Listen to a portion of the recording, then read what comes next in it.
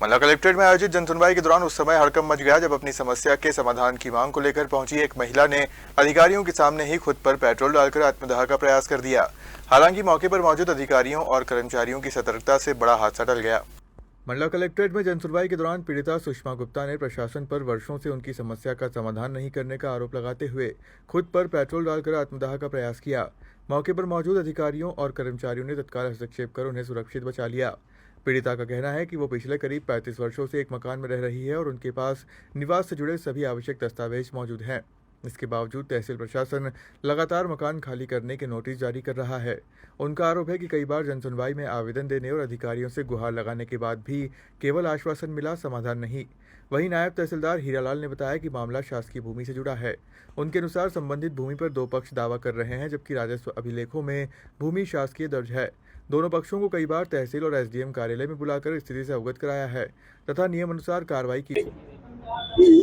लाखड़ा साहब ने एसडीएम जब से लड़ाई 145 में मेरे पक्ष में हुआ 2000 फिर एसडीएम को दिया, फिर फुल पगा रहे थे, उसने ये लिख दिए कि उनके कब्जे के अनुसार भूमि को कब्जा कोई नहीं करेगा अनावेदक को। फिर मदन को लेके फिर भुवन आ गया 2023 में।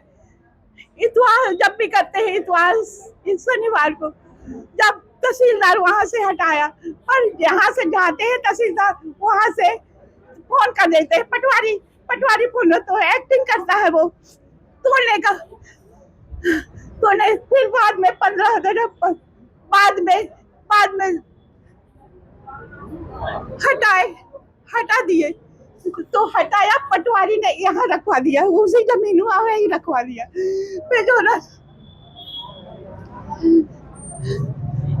पटवारी परेशान कर रहा है आपको? पटवारी अब फिर दूसरा तहसीलदार बैठ गया, दूसरा तहसील वो पटवारी तहसीलदार जो भिलाई वाले थे उसने हटाने का आदेश लिख दिए, कब्जा के अनुसार हटाने का आदेश कर दिए। फिर उसके बाद 2000 वही ठेला रखा है, ठेला रखने फिर 2000 कितने साल से लड़ रही हो अपनी जमीन के लिए? 26 साल हो गए। न्याय नहीं मिला आपको? मिला, पर ये लोग गलत कर देते हैं। क्या गलत कर दिया?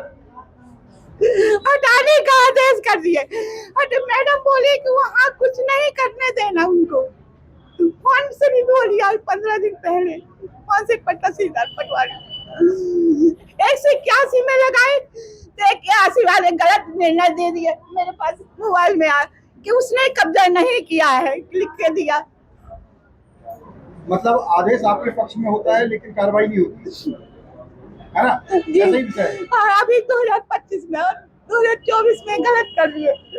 उसी आदेश को पक्का निर्माण के लिए आदेश किए हैं, जो देखो।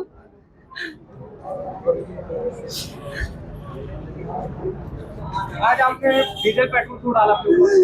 भैया मैं आज ही नागपुर से आई हूँ, कारण बताओ नोटिस आया, मैं जिंदगी भर कारण बताओ नोटिस देती रहूँ क्या? इसके पहले कितने बार आ चुका है?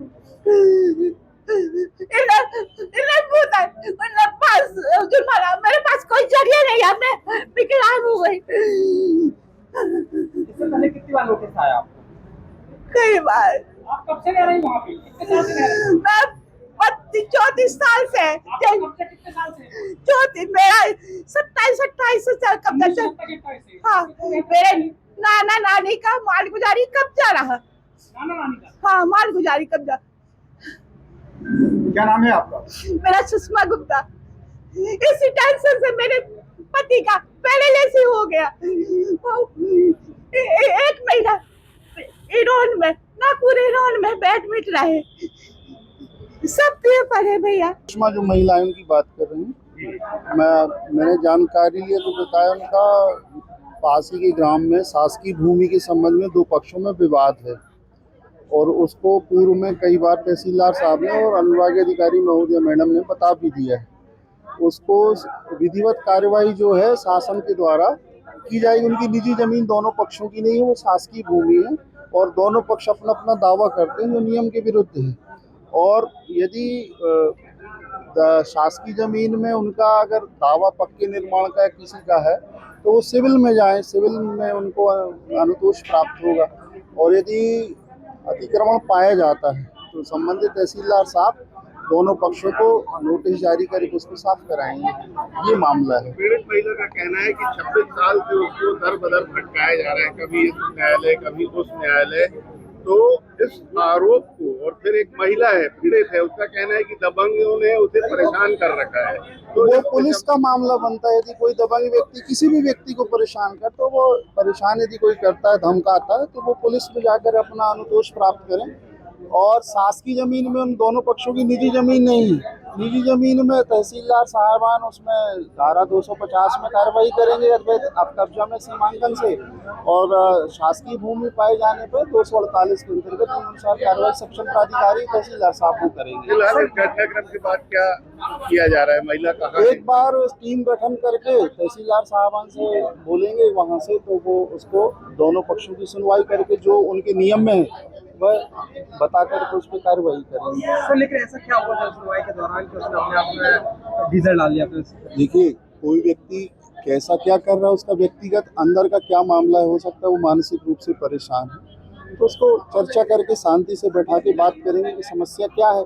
कहीं और समस्या नहीं, जैसे आप ही ने बताया कि वो आपको सुनने में आए कि ये दोनों पक्षों के बीच में विवाद है या कोई धमकी दे रहा है, तो पुलिस में जाए, पुलिस सक्षम है कार्रवाई करने के लिए। यदि कोई व्यक्तिगत किसी पक्ष के द्वारा परेशान किया जा रहा है।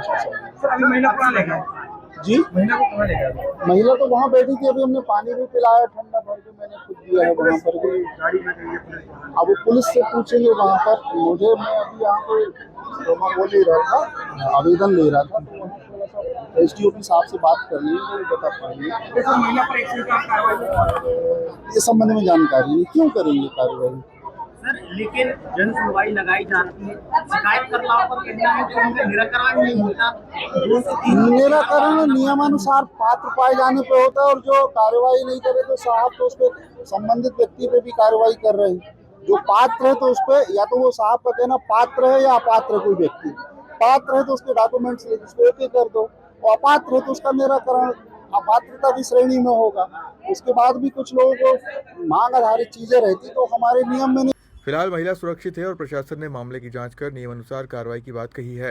हालांकि कलेक्ट्रेट परिसर में आत्मदाह के प्रयास की इस घटना ने प्रशासनिक कार्यप्रणाली और शिकायतों के समय पर निराकरण को लेकर कई गंभीर सवाल खड़े कर दिए हैं। मंडला से सलीम खान की